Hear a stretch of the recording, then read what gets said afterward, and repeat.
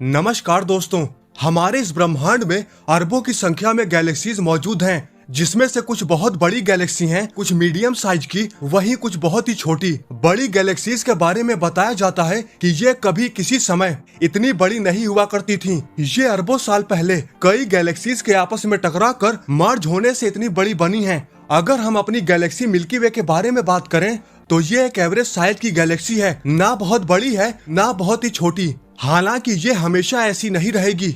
आने वाले कुछ अरब साल बाद ये अपने से कहीं ज्यादा बड़ी गैलेक्सी एंड्रोमेडा गैलेक्सी से मर्ज होकर एक नई और काफी विशाल मिल्कोमेडा गैलेक्सी में बदल जाएगी। ये तो हम सभी जानते हैं, लेकिन क्या आप जानते हैं इनके आपस में मर्ज होने से क्या हमारी धरती सरवाइव कर पाएगी? क्या हमारा स्टार सिस्टम सरवाइव कर पाएगा? ये काफी इंटरेस्टिंग सवाल है और इसी सवाल के जवाब को हम आज की इस वीडियो में जानेंगे।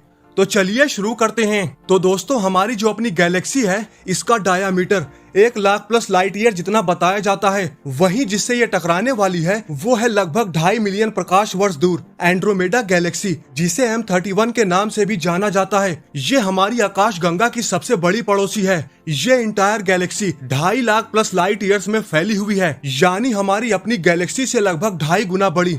अब जैसा कि इसके बारे में बताया जाता है कि ये हमारी तरफ ही आ रही है। हालांकि ये सच है, लेकिन पूरी तरह से नहीं, क्योंकि ये सिर्फ आ नहीं रही बल्कि मिल्की वे और एंड्रोमेडा दोनों ही एक दूसरे के करीब आ रही हैं। बिकॉज ऑफ ग्रेविटेशनल अट्रैक्शन ये दोनों ही आकाश गंगा अरबों सालों से एक कॉमन सेंटर की परिक्रमा कर रही हैं। लेकिन समय के साथ इन दोनों के बीच गुरुत्वाकर्षण खिंचाव बढ़ता गया और ये एक दूसरे के करीब आने लगी। तो अब आगे बढ़ते हैं और इनके कोलिजन को देखते हैं। तो जैसा कि अब आप इस पिक्चर को देख सकते हो, इसमें गैलेक्सी काफी ब्राइट और काफी भरी भरी नजर आती है कि नहीं? लेकिन वहीं अगर हम इसके अंदर घुस के देखते हैं तो भले ही इसमें अरबों की संख्या में सितारे मौजूद हैं, फिर भी हमें इसके अंदर से काफी खाली खाली नजर आता है। वो ऐसा इसलिए क्योंकि ये जो सभी सितारे हैं इनके बीच की जो दूरी है वो कई लाइट ईयर जितनी है।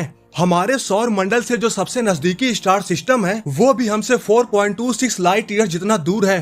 तो अब इनके बीच में इतनी दूरी है तो जाहिर सी बात है मिल्की वे हमें अंदर से काफी खाली खाली नजर तो आएगी ही। ठीक इसी तरह एंड्रोमेडा गैलेक्सी के साथ भी है, उसमें भी सितारों के बीच की दूरी कई लाइट ईयर जितनी है। तो जब ये आपस में टकराएंगी तो जाहिर सी बात है ये गैलेक्सीज कोई ठोस ऑब्जेक्ट तो है नहीं कि ये आपस में टकरा कर टूट कर बिखर जाएंगी, इसलिए ये आपस में मर्ज होने लगेंगी। तो जब ये मर्ज होना शुरू होंगी तो इनके अंदर मौजूद जो स्टार्स हैं वो इनके अंदर मौजूद जो अथाह दूरी का गैप है उस गैप से निकलते हुए जाएंगे। हालांकि सभी तो नहीं, क्योंकि ऐसा कैसे मुमकिन हो सकता है? दोनों में अरबों की संख्या में स्टार्स हैं, उनमें से कोई सा भी एक दूसरे के रास्ते में ना आए, ऐसा हो नहीं सकता। कुछ सितारे तो जरूर ऐसे होंगे जो एक दूसरे के रास्ते में आ जाएंगे या उनसे थोड़ी सी भी दूरी से निकलेंगे तो उनका ग्रेविटेशनल इन्फ्लुएंस उस दूसरे स्टार सिस्टम को प्रभावित तो जरूर कर सकता है। और ये घटना हमारे सोलर सिस्टम के साथ भी हो सकती है। अगर हमारे सोलर सिस्टम के पास से भी कोई स्टार गुजरता है तो यहाँ पर दो संभावनाएं हो सकती हैं। अगर वो कोई छोटा स्टार होगा तो वो शायद ही हमारे लिए कोई खतरा हो, वो बस हमारे पास से होकर गुजर जाएगा। लेकिन अगर वो बहुत पास से गुजरता है तब मुश्किल हो सकती है, क्योंकि हमारे सौर मंडल का जो आखिरी छोर है ऊट क्लाउड, उसमें अनगिनत संख्या में एस्टेरॉइड्स, कॉमेट्स मौजूद हैं। तो काफी पास से गुजरने वाले स्टार्स के ग्रेविटेशनल इन्फ्लुएंस से कई सारे कॉमेट्स और एस्टेरॉइड्स सौर मंडल के इनर रीजन की तरफ आ सकते हैं और हमारी धरती को निशाना भी बना सकते हैं, जिसका अंजाम तो पहले भी कई प्रजातियों ने भुगत लिया है। वहीं अगर मान लो कोई बड़ा स्टार हो, जो कि हो भी सकता है, क्योंकि चाहे वो हमारी गैलेक्सी हो या चाहे एंड्रोमेडा गैलेक्सी, दोनों में ही अविश्वसनीय रूप से काफी विशाल स्टार्स हैं। तो अगर कोई बिग साइज का स्टार जैसे red super giant star, blue super giant star etcetera etcetera ऐसे स्टार्स हमारे पास से गुजरते हैं, मतलब इतने भी पास से नहीं कि उसके ग्रेविटेशनल इन्फ्लुएंस से हमारे ऊपर कोई प्रभाव पड़े, बल्कि अगर ये थोड़ी दूर से भी गुजरते हैं तब भी ये काफी खतरनाक हैं, क्योंकि ये जो बिग साइज के स्टार्स होते हैं उनसे काफी ज्यादा खतरनाक रेडिएशन निकलती है जो अच्छे से अच्छे सुरक्षा कवच को भेज सकती हैं। तो इनका जो रेडिएशन है वो हमारे सुरक्षा कवच को आसानी से भेज सकता है, हमें भून सकता है, सब कुछ तबाह कर सकता है।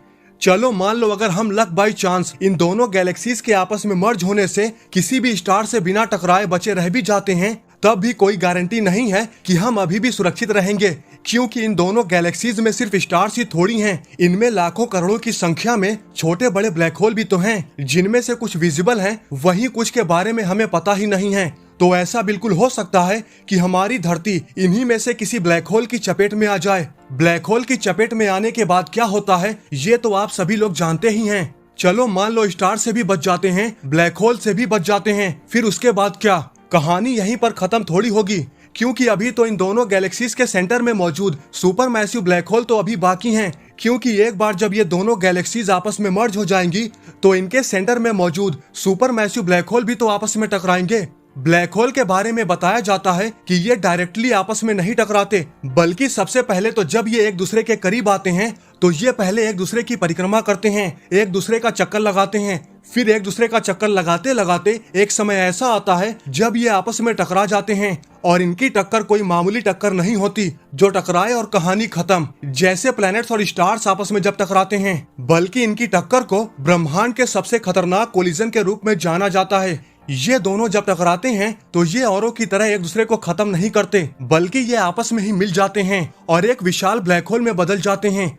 लेकिन जब तक कि ये आपस में मिलकर एक और विशाल ब्लैक होल में बदलते हैं, उससे पहले ही ये अपने आसपास के कई लाइट ईयर्स तक के एरिया को तबाह कर देते हैं। क्योंकि जब दो सुपर मैसिव ब्लैक होल जब आपस में टकराते हैं तो इनसे एक खतरनाक वेव निकलती है जो कई लाइट ईयर्स तक मौजूद ऑब्जेक्ट को तहस नहस कर देती है। लेकिन शायद हमारी धरती इस घटना से बच जाए, क्योंकि धरती मिल्की वे के सेंटर से तकरीबन 26,000 लाइट ईयर जितना दूर है, जो कि काफी ज्यादा दूर है ऐसे किसी भी घटना के होने से बचने के लिए।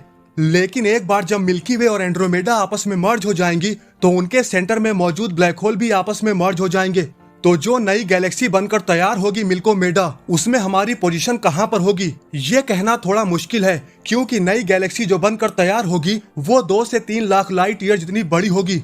अब हमारी पोजीशन वहीं पर होगी या पीछे की ओर खिसक जाएंगे या फिर सेंटर के और नजदीक चले जाएंगे, इसको जानने के लिए हमें 4 से 5 अरब साल का इंतजार करना होगा। लेकिन तब तक तो हमारा अपना सूरज भी खत्म होने की कगार पे होगा। हमारी धरती तो कब का खत्म हो चुकी होगी, तब इसका क्या फायदा गैलेक्सी मर्ज हो या न हो। हम तो वैसे भी इसे देखने के लिए जिंदा नहीं रहेंगे, क्योंकि हमारी अपनी दुनिया तो पहले ही उजड़ चुकी होगी। लेकिन जरा रुको, ऐसे कैसे हम खत्म हो जाएंगे? सिर्फ हमारी दुनिया ही खत्म होगी, हमारे बचने के चांसेस तो अभी भी होंगे।